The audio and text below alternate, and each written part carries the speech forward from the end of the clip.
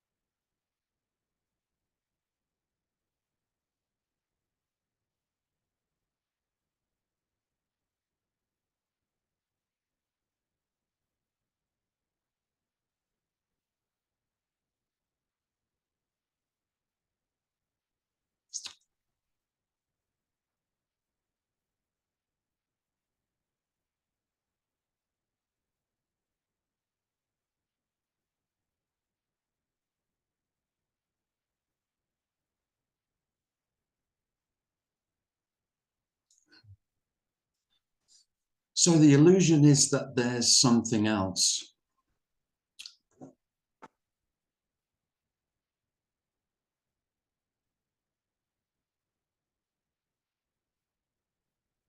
There's nothing else.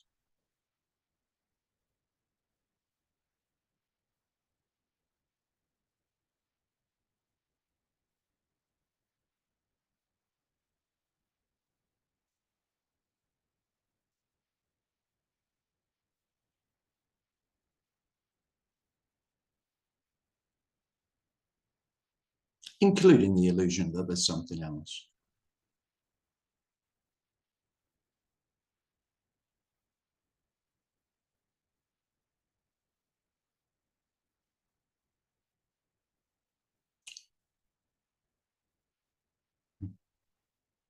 And traditionally, it seems that this is referred to as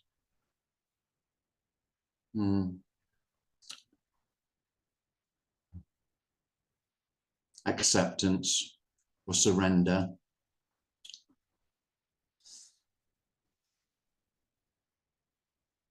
Or resignation, or death.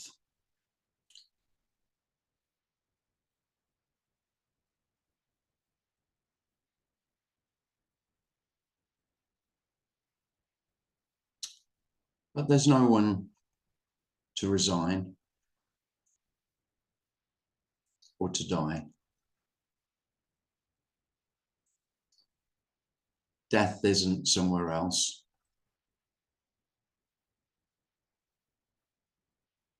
Death isn't something else.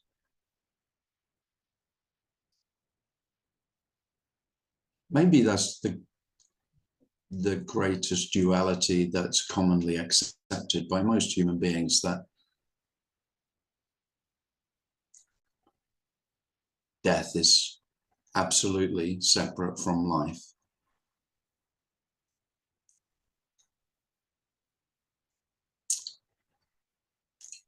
I don't know this, but I don't doubt that death isn't somewhere else. Death is ever present. Birth is ever present. Life is ever present.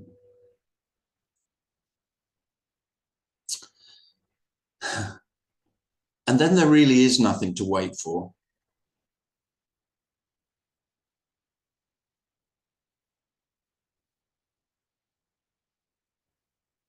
not even death.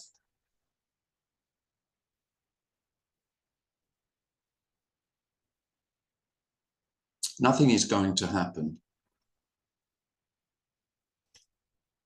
Whatever you fantasized could happen, that you wish to happen, that you hope could happen. If that's happening, that's what's happening. That's all. There never is a going to happen.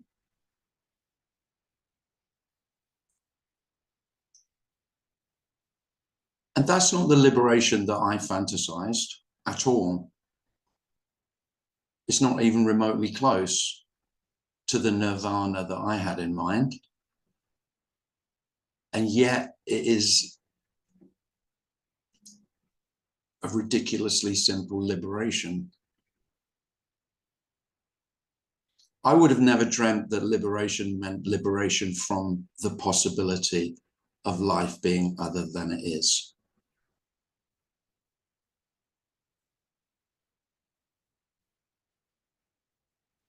It's astoundingly simple. It's obscenely, ridiculously, disgustingly simple. So simple that virtually no human beings will even go near it. The impossibility of possibilities. Because it sounds negative to the one who lives in hope and dreams and fantasies of an imagined future. It sounds even nihilistic.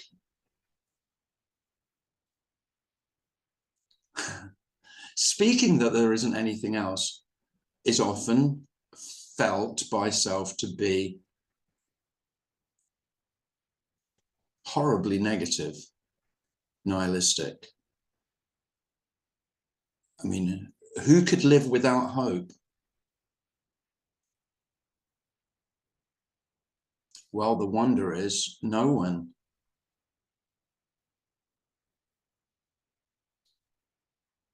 Hope is completely unnecessary. It's only necessary for the one who says this isn't all that there is. This isn't good enough. I'm not saying this is good enough.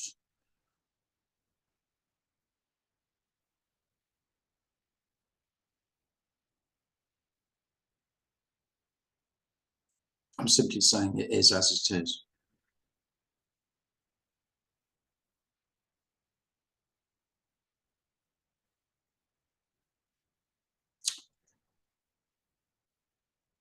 And life couldn't be otherwise.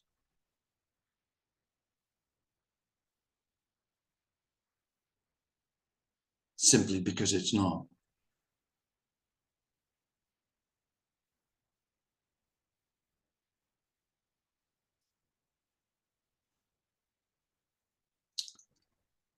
And I'm not even suggesting that thoughts and fantasies about an imagined future can't appear. Of course they can. I think that's inevitable. You know, the whole notion that you have to be in the present, in the now, is just another charade.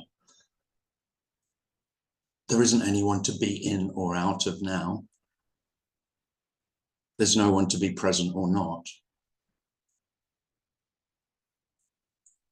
So it leaves you very little to do. On the downside, well, what the fuck am I going to do now? There's nothing that needs to be done. Where am I going to go?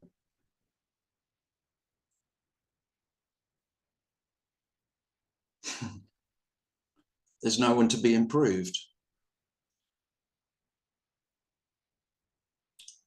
I mean, that is the upside. The upside of me is I'm in a self-improvement program, and it's endlessly motivating to feel not good enough.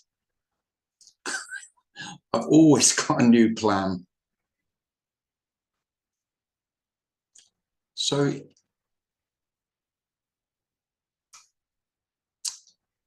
it's not surprising that life feels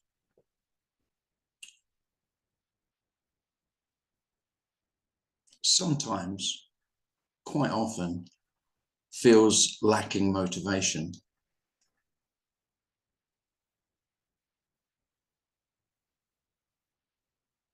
But that's more than compensated by the peace that nothing needs to be done. Whether it's done or not, it doesn't really matter. Whether it matters or not doesn't really matter.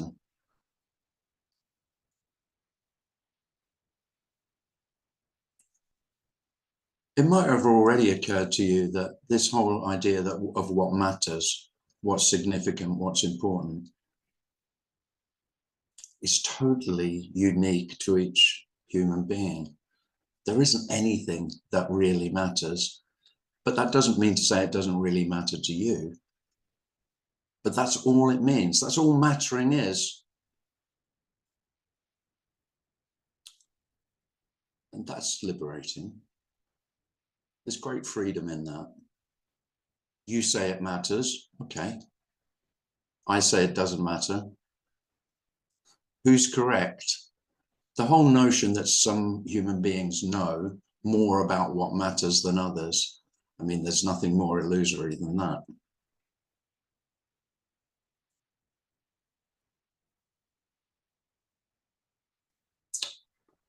And so this isn't an answer to any of your questions.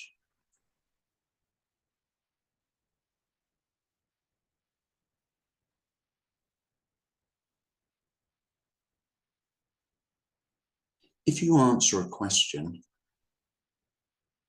it only creates another question.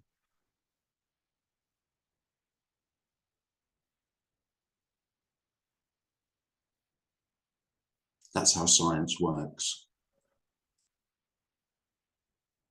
That's how philosophy works. That's how ethics works.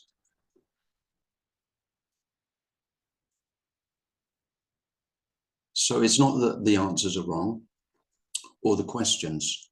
It's just that it might become or be glaringly obvious that answers are only required to questions.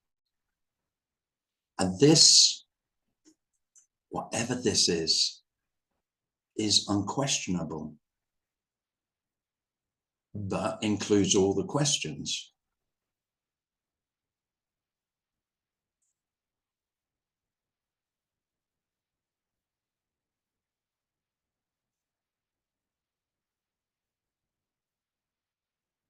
And so then it doesn't matter whether there's questions or not, whether there's answers or not.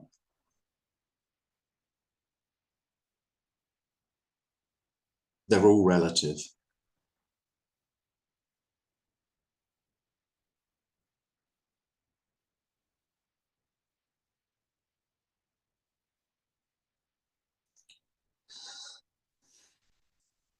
And I don't know that there aren't absolute answers, but I don't doubt it. There's no truth. There's no reality. Not that could be known. And then there's only truth, and there's only reality.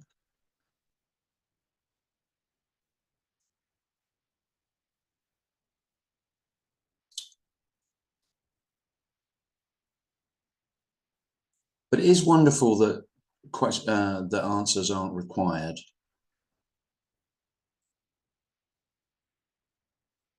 This is coming from a human being who always wanted to know. I always wanted the answers. And I didn't want relative answers. I wanted absolute answers. So I read the great and the wise, the masters, the ones who said they knew.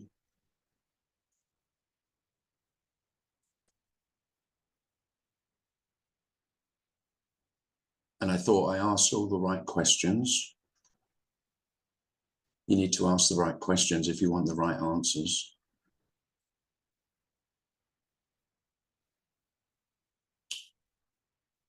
And I don't know how.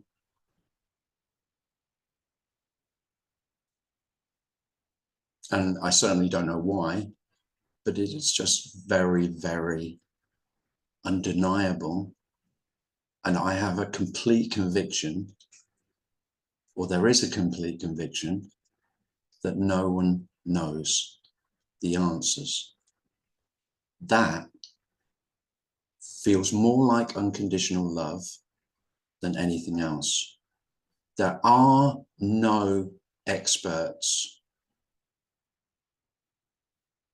about the absolute.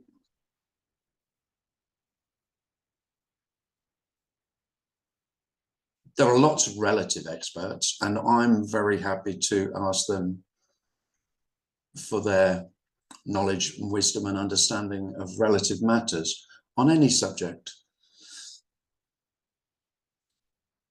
but not this.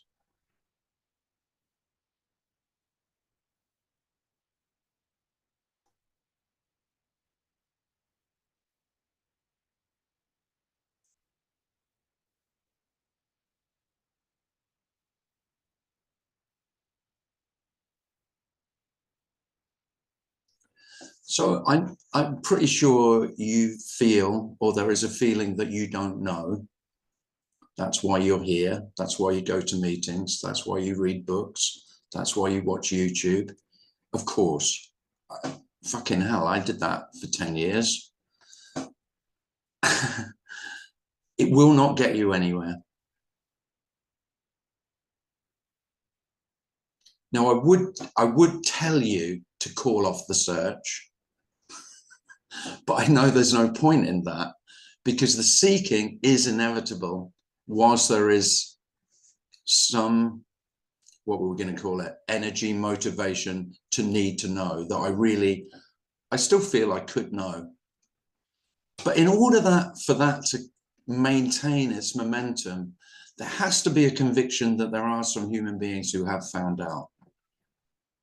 You have to believe that there are some human beings who have received the great blessing of the ultimate knowledge and understanding.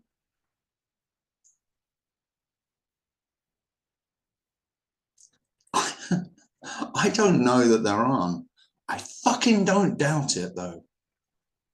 I have no doubt at all. How the hell would a human being, a clever ape, a primate, come to an understanding of everything? Who the fuck do we think we are? But self in its grandiosity listens to other selves and believes their bullshit, that they have come to a great conclusion. They know the truth.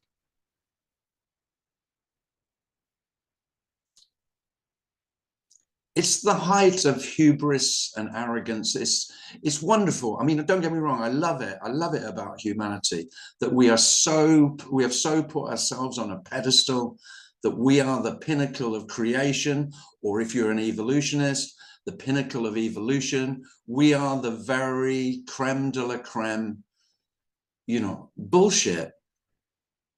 We are no different to the grass and the dirt and the rocks and the trees.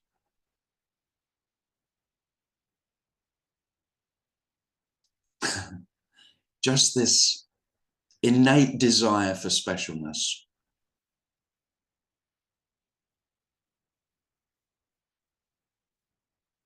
Well, there's no peace in that. There's striving. And it is incredible what human striving has seemingly achieved. But that is all for nothing. That's the unconditional love. This isn't for anything. for anyone.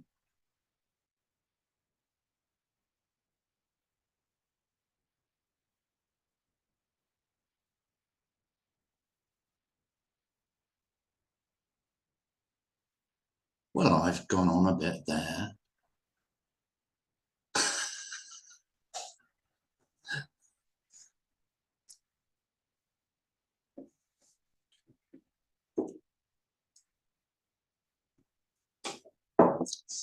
Well, thanks for coming, everyone. And you're welcome to ask questions, or if you want to share anything, you're welcome to do that as well.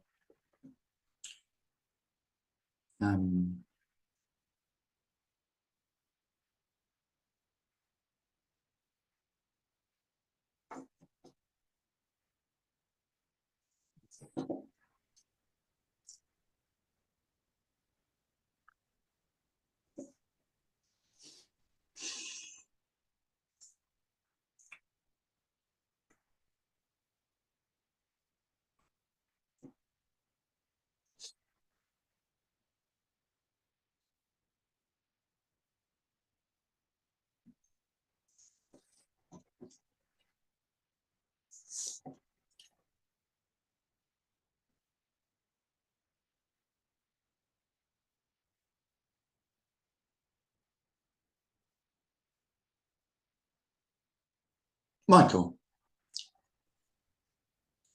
When you say this is it seems to imply that there is an it to be. It seems clear here to say this is it as it appears to each individual unique persona. There is no it. Did I not say that? In a roundabout way, maybe.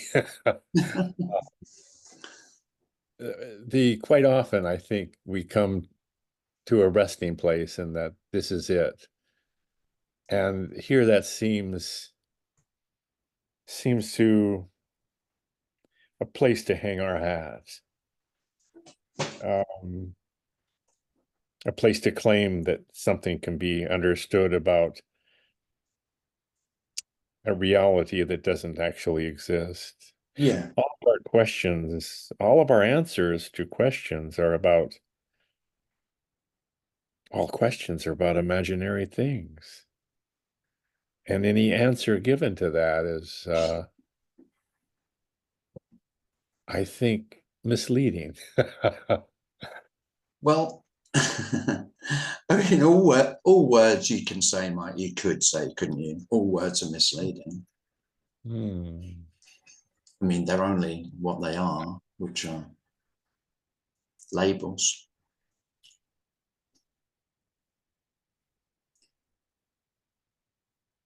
Even that is a place to rest. When here it appears as this always falling into, well, even that.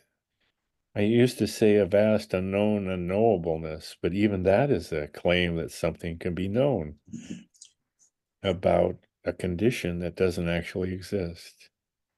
Even the falling. I was talking to Wayne Lickerman one time, and I said, Wayne, I feel like I'm falling. He said, oh, okay. I said, no, I really feel like I'm falling. He said, well, let go of the falling. I was holding on to the falling. Well, there's only, we've talked about that before. There's only falling if there's somewhere to land, isn't there? Yeah, and someone to be falling. No, but I really mean that. If there's no landing place, then falling becomes flying. And actually, if there's no flying, you have to be flying in relation to something else still. So then there's no difference between flying, falling, and totally unmoving. You know, who could tell the difference? Yeah. Perhaps flowing is the next flying, falling, and flowing. Well, flowing's really popular. I mean, there's loads of fantasy stories about being in the flow. That's true. I love those stories. I used to tell stories like that a lot about my awakening experiences were when I was in the flow state. When I was running and there was no one running, there was just the running. Yeah, the zone. You're in the Yeah, zone. in the zone. Yeah. So the best game of football I ever had was where I came off at half time and my mate said to me, "What's wrong with you today?" And I went, "What? I thought I was playing well." And he went, "No, that's not you out there." He said, "I don't recognize you. You know, it's just not you. It's just not you who's playing." He said that to me. Beautiful. So that stuck with me because I was thinking, yeah, it felt like that as well because I wasn't there. No, legs were moving. Yeah, Ah, and unsurprisingly, I mean, musicians talk about it a lot, don't they? yeah, they call it being in the pockets, What I do they think. say in the pocket? Yeah, that's nice. Yeah. It's not as quite as nice as flow, but I yeah. think, So I mean, it's very common for now and again for self to reappear and then go, "Where was I then?" like a colonoscopy. Yeah, it's like, what? Where was I just a moment ago? I've asked Darren about being in the pocket, and he relates to that, I think. Yeah, Sometimes when you're on stage and the yeah, crowd is pulsating and everything comes together, it must be quite wonderful. yeah. I mean, jazz musicians commonly Yes. speak about it, particularly. Thanks, Tim. Oh, you're welcome. But just to say, you know, in reference to what Michael said, there is no this and there is no it. So, you know, then this is it. Make what you want of it. But we're so limited by language about how is dualistic. All language is totally dualistic. Every word has an antonym, has an opposite. It's just language. That's how language works. It's dualistic. So if I say this is it, there must be this, and there must be it, and this is in relation to it, and then we say, "Ah, but they're one and the same." No, there is not this. There is not it. This is it. That's as close as you're going to get. And I mean, it's bullshit. It's contradictory. It's I mean, we can say paradoxical, but really it's just contradiction. And all of the language that I enjoy now just contradicts. So there's nothing I enjoy more than stating something and then immediately contradicting it, because that is as close as I can get to the truth. It's not closer to the truth, but it's as good as we've got in communicating through language or communicating in thought. I mean, I don't know what thought looks like without language. I have thought about this. You probably have as well. Have you thought about what thought would be without words? Mm. And of course, there is visual thinking. I mean, I used to teach this, and there are styles of learning, and there are visual thinkers who think in pictures, who think symbolically and pictorially. And it doesn't have to necessarily be words, but I know thinking here is very linguistic. I do have visual thoughts as well, but you know, if you memories are often visual, you know, you can envisage where you were or elements of it, but there's always language associated with it still. Yeah. I had a friend that was profoundly deaf since birth, and he never heard anything. And I asked him how he thought. And without words, thinking for us who with hearing, we think in thoughts. And his answer surprised me. He said he thought in lip movements, Oh and yeah, which is hard to do if you try it. bloody hell.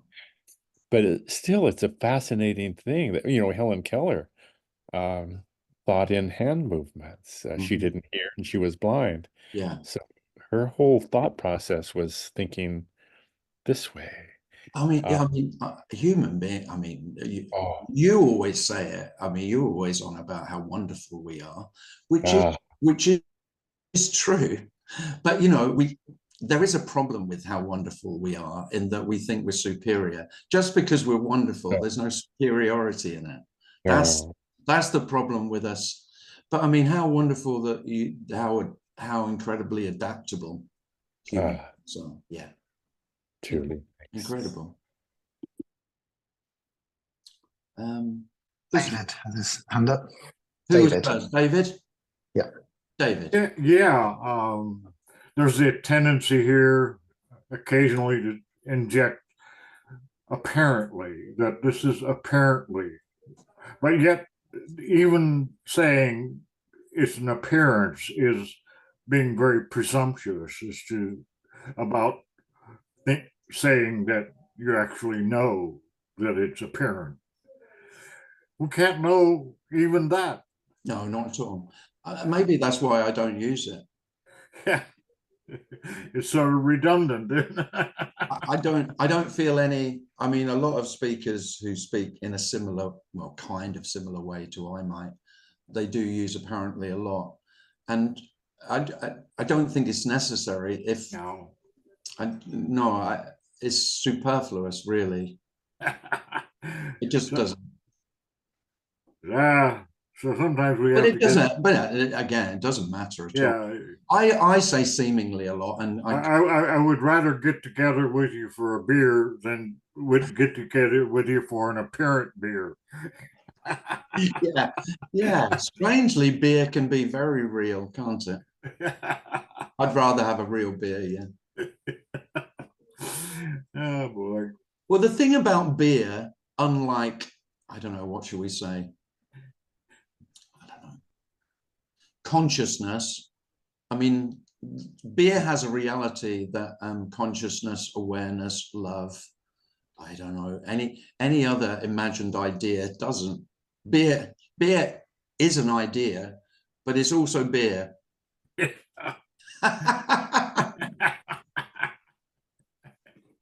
Right on. Yeah, thanks, David. Uzma. Hi, Tim. Hi. How are you? Yeah, good, thank you. Uh, it was really nice having that one-to-one session with you a couple of weeks ago. It was Thank you.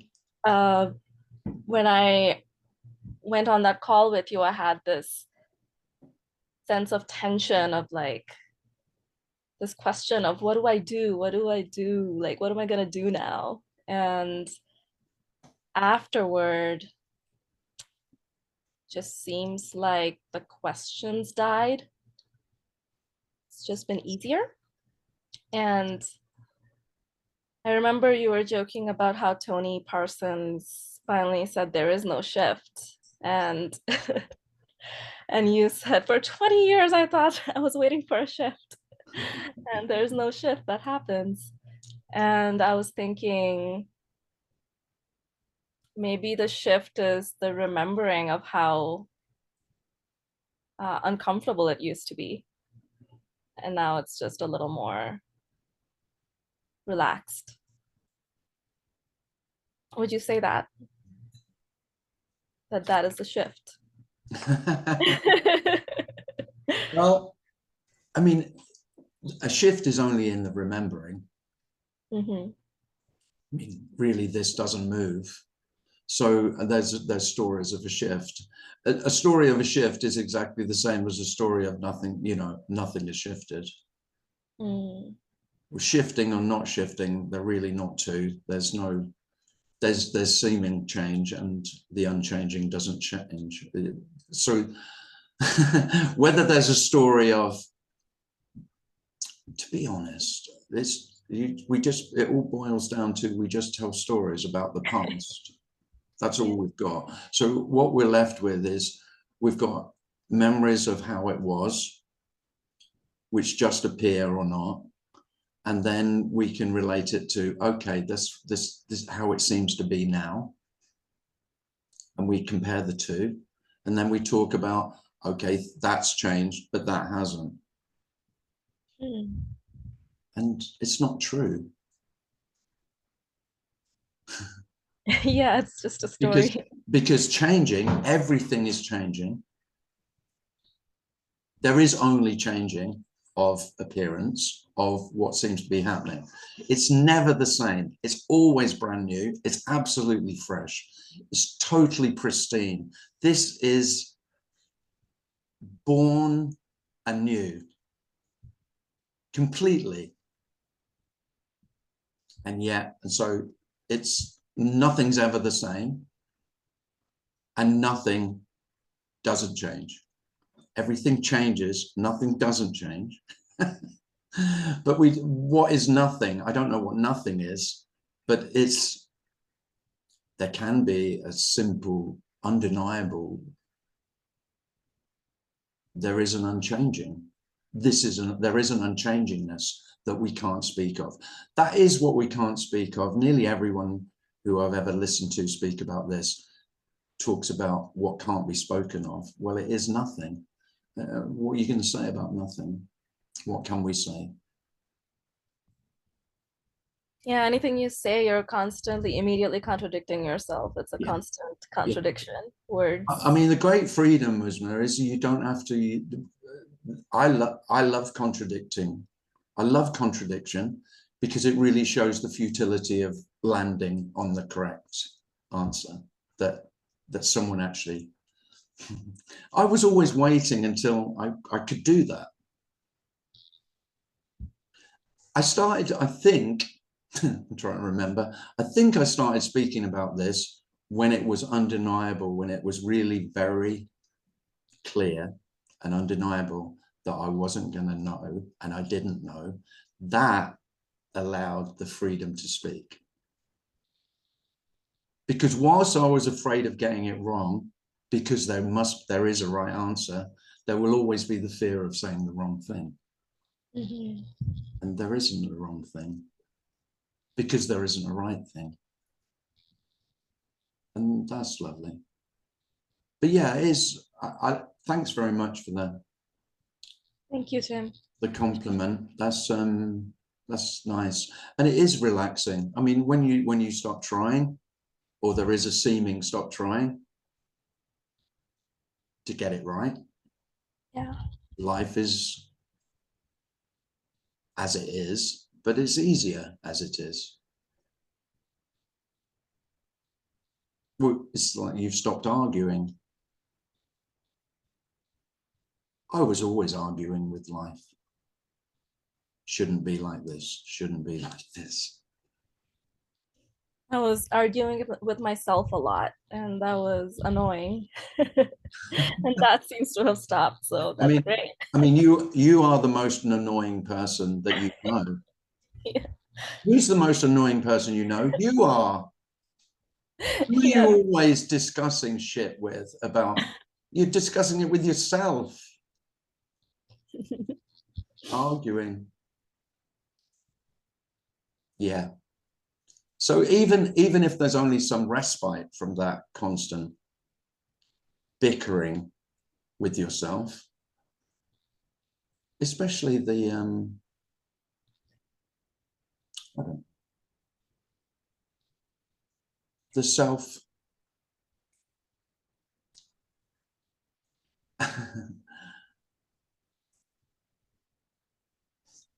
there was a revelation here when it dawned on me that I was the worst friend that I had. And if I had a friend as bad as me, I would have told them to fuck off years ago. You know, because I wasn't adverse. If people crossed me, then I would tell them. But with myself, no, just treat myself like shit. Always say what a loser I am. Never get there, never get it right. All that self-criticism, self-loathing. Yeah. Nearly every self is its own, you know, you're your own worst critic.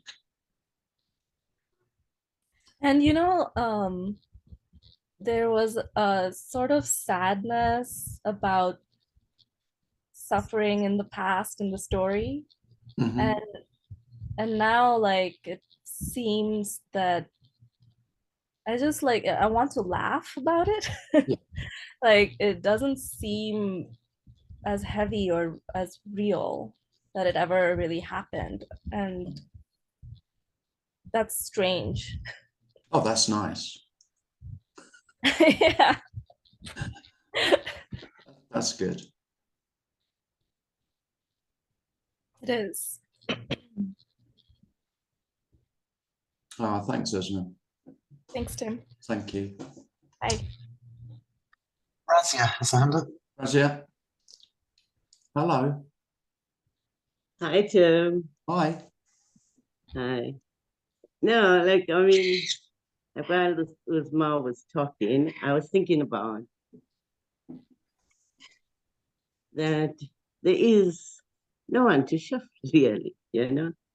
It just strikes home, like, you know, who shifted?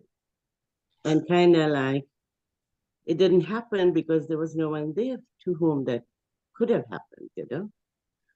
But apparently, it seemingly happens in the dream. There is an appearance of that. And a before and an after. And that's what we speak to. But really, I mean, to whom does it happen? You know? And yeah, that's, it becomes much more clearer. Like, I mean, and then I was thinking about like today, like people were talking about the original faith, you know? And lots of people were saying it's that before you are born, you are this innocent, you know, that before you are even born. And then I read this the study that was being done, you know, with rats, mice actually, and they like released this lavender into the cages, and just after that, they gave them a shock. So then every time the lavender was released or sprayed into the cage, the mice would become fearful, you know, fearful that they were going to be shocked. Yeah.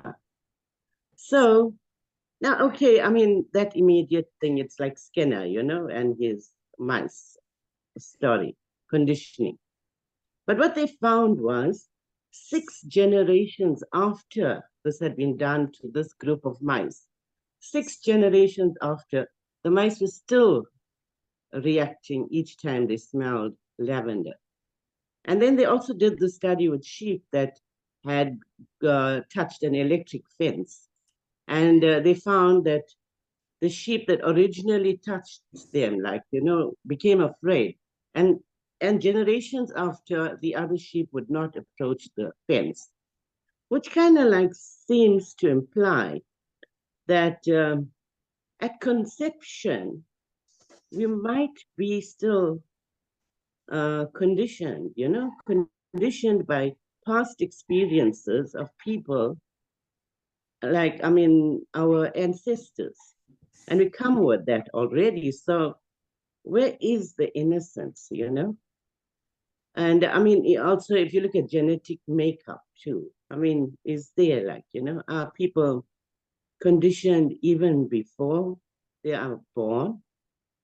It's like, I mean, it's just, this is just rats and sheep, you know, that we're thinking about.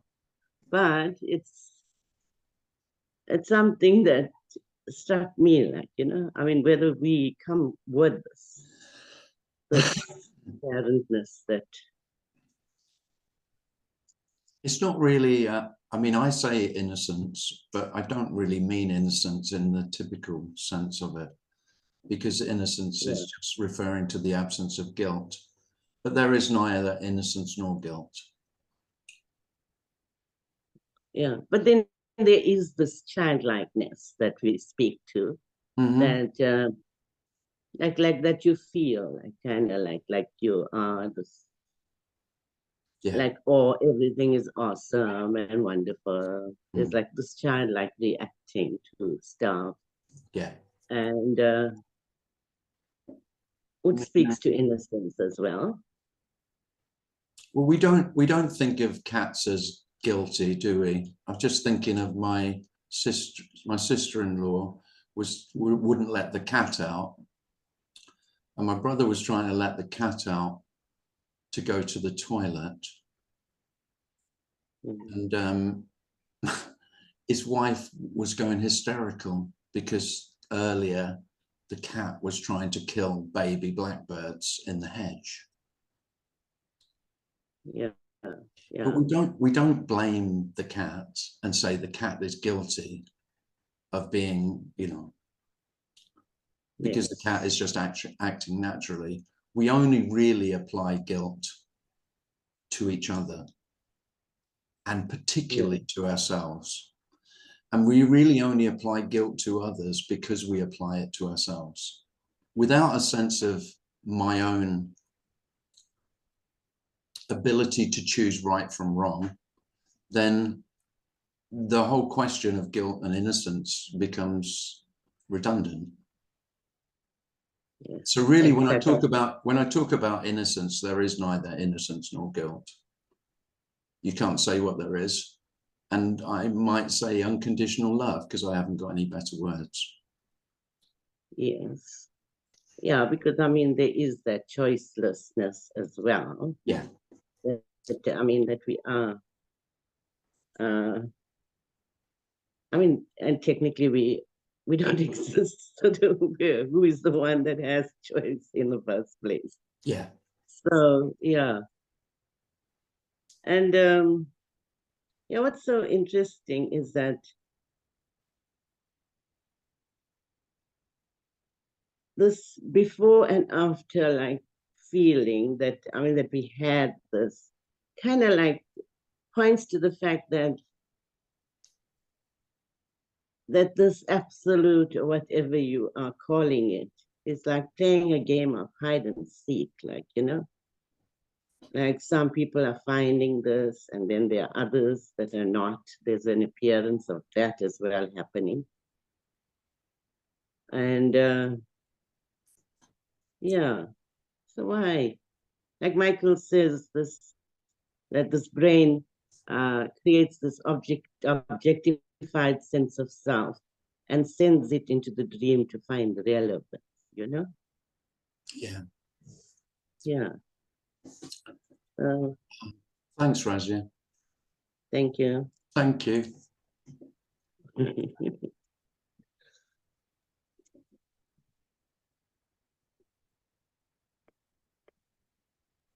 Usman has a hand up. Usman. Hi again. I was wondering if you could say something about time. It seems to me that it feels real and solid when you're trying to make sense of what this is. Mm-hmm. And when there's no making sense, no trying to understand, then it's non-existent. Yeah.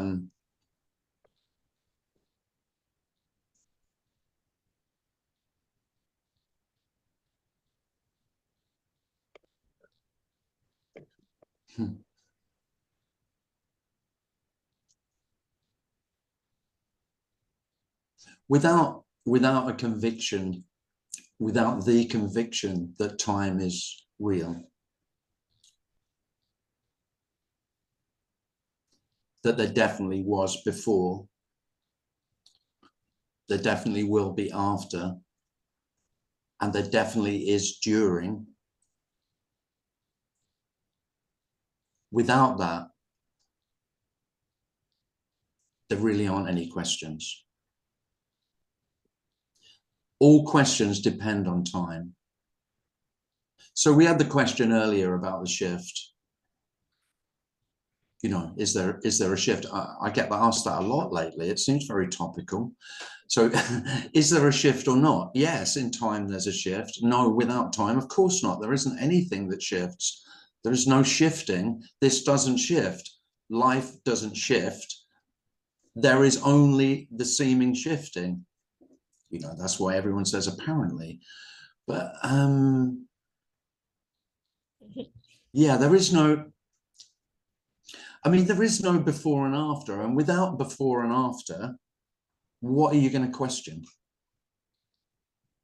Then you're left with what I would call this. And so you have to question this. Well, this kind of doesn't respond to any questions. There isn't anything questionable about this. You can ask the question, what is this? And then the answer comes back, well, it's this.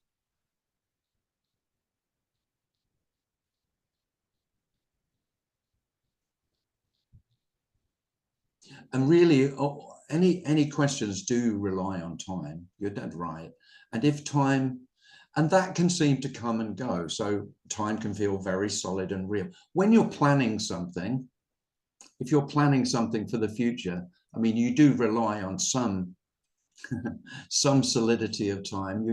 There still needs to be the capacity to time to have some relative reality, you could say. But that's completely irrelevant to the absolute reality of time. If time loses its absolute reality, then yeah, I mean, nothing changes. Everything appears exactly the same, and yet everything is completely different, utterly, because everything is, you could say it just is. So it's not in reference to anything else. So the whole of non-duality is just saying this, whatever this is not in relation to anything else. That's all. It's not in relation to me. It's not in relation to the past. It's not in relation to the future. It's not in relation to anything else, because absolutely there isn't anything else, even nothing else. There isn't even nothing else. So what questions would there be?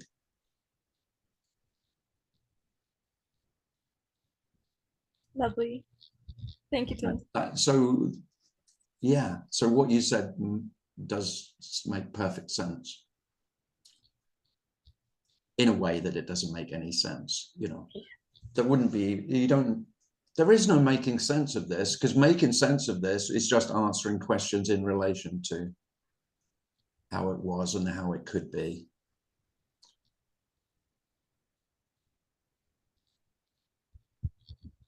You don't need to know how this is for it to be as it is. You know, the questions just don't appear. How is this? Well, that's just referring to a past that this has come from. You know, what's the source of this? Well, this sourceless. It isn't in relation to anything else. There isn't a before that's led to this. There is no cause and effect.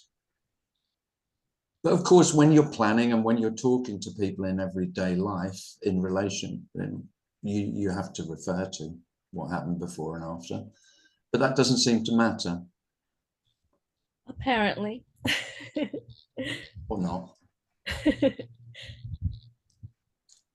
Thanks, Ursula. Dario. Dario. Hi, Tim. Hello, mate. Hi. The topic of time. In my mind, there's like a timeline of the year. Maybe I see it's circular, and certain events that are coming up, and all of this is kind of visualized or internalized. Yeah. But of course, that's a complete illusion that these things are going to happen or not. I don't know if they will appear or not. There's just like a projection. Mm-hmm. I wanted to ask if you have this kind of visualization of time. I have to try and think, do I have that? Well, I could say I have it and I don't believe it, kind of thing. And that's maybe the closest. Because of course I have to, I have to plan when I'm seeing, you know, if there's any events in the future, then I have to refer to a calendar. I put them on a calendar, and then I can visualize the calendar and I can see what dates I've got this week. So I tend to look at it. So if I think about what's coming up in the next week, then I can see a picture of whether it's on a line, but I see it on the calendar with the events on it. Do you have an emotional connection to the things that are going to happen or not? Well, I only have an emotional connection if they're emotive. So if it's seeing my kids, then yeah. Or if it's playing in a golf competition. Yeah, something that, but I mean, some of it, I might have a negative emotion. Yeah, of course. Yeah. No different to you, Darian. I mean, if you're going to plan anything, you have to be able to visualize it, I guess. I mean, there is a concern. So here's the concern that I think most people have. Most selves think, okay, but without me, I'm really worried. I mean, I've had enough of myself. I wish myself would fuck off and leave me alone and give me some peace. But I'm very afraid that if I'm not here, then who's going to do the organizing? Who's going to keep, who's going to keep me in check? Who's going to make sure I turn up at that meeting? And who's going to book the flights to America? Well, here's the wonder. You're already not doing any of that. That's the wonder of wonders. There isn't anyone doing it. There is the illusion that you are required for the human being to function. Well, you're not. You are surplus to requirements. You're not even that. You're totally illusory. There is no requirement for you. There's nothing required of you because you're not. There's nothing required for you to do. Things happen or not. But in terms of planning, this is a thing, that you're the one who's spinning the plates, who's keeping your shit show that you call your life. You're the one who's keeping it together. You're the one spinning the plates. You're the one organizing, planning, managing. You're not.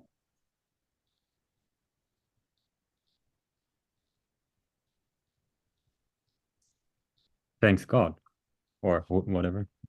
Or you can thank God if you want. I would suggest that won't help either. Oh, no. Help with what? With anything. Oh. I mean, you can pray if you want, but you can ask God for help if you want. Yeah, I don't know how that's gone for you. For most human beings, I think they've found it. That's not really what all it was cracked up to be.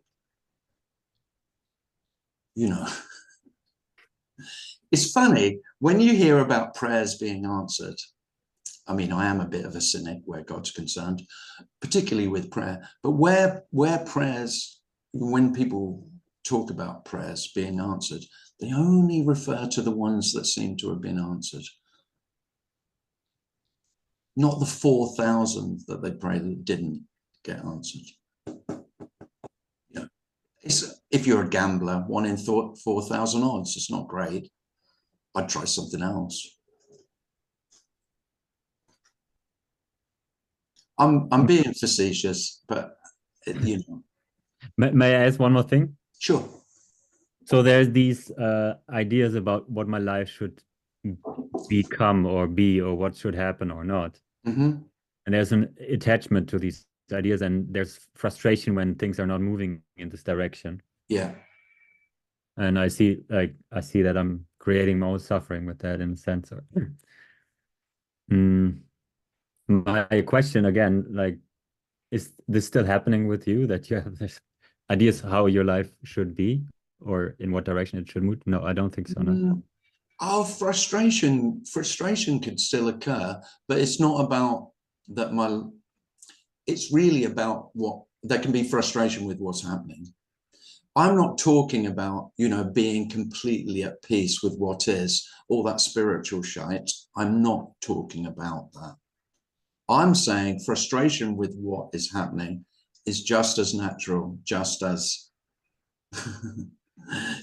likely as peace with it. The peace that I speak about is the peace that lies in the okayness of frustration, the okayness of this isn't how I want it to be. What's wrong with that? If this isn't how the human being wants it to be, it's not how the human being wants it to be. If somebody does something that creates anger, then there isn't anything wrong with anything, because there's nothing right. What you're suggesting is that Dario still has a really quite a concrete idea of how Dario could be. And there's frustration with not being like that. Is that it? Yeah. Well, you can't be how you would like to be. It's also always moving. So whatever like whatever go. And of course, how you would like to be, that's not always the same, is it?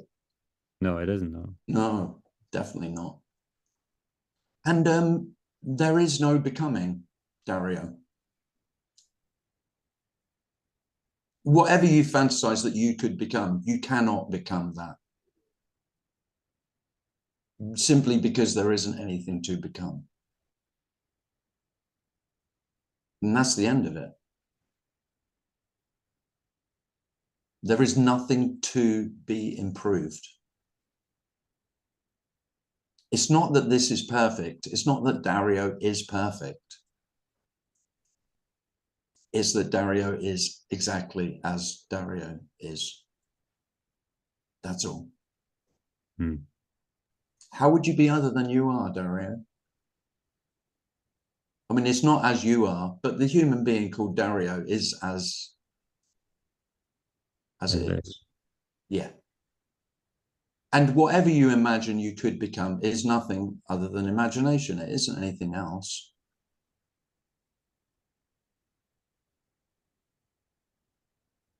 There's nothing wrong with imagining what you could be, but you won't be it.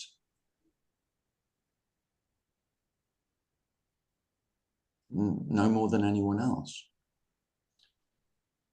Don't you think it's wonderful that no one's become anything at all? Doesn't that feel like unconditional love? Isn't that the most loving thing you could ever have? That there is no one who has ever become what they desired to become. They've tortured this torturing of self by self. I mean, you can still blame others if you want. You can still blame your parents. Most adults blame their parents till they die. Not that I'm saying that's wrong, but I mean, there isn't anything to become. And that's, that is unconditionally loving.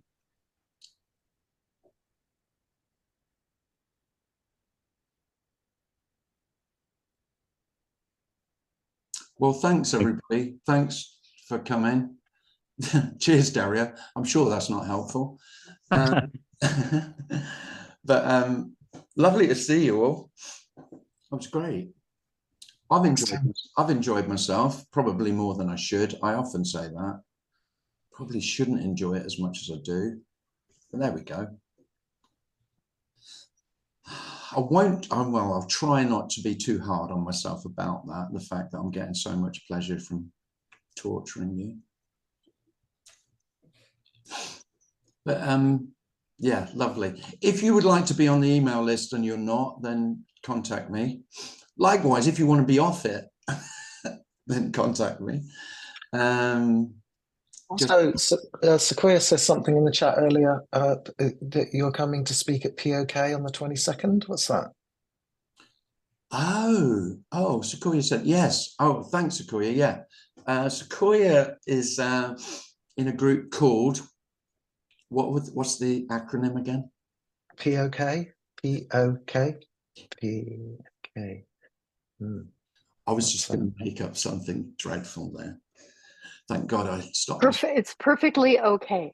Perfectly okay. Yeah.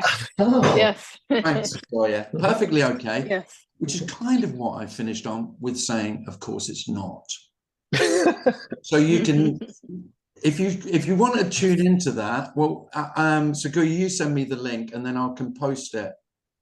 And you could join that if you want. So it'll be me talking to Sequoia about how everything is not perfectly okay, but that's okay. That's what I should be talking about. That will be the main topic. Thanks, Darren. Thanks, everyone. Thanks, Tim. Thank you, Tim. Bye. Thank you. Thank you. Thank you, Tim. Thank you. Cheers. Thank you so much.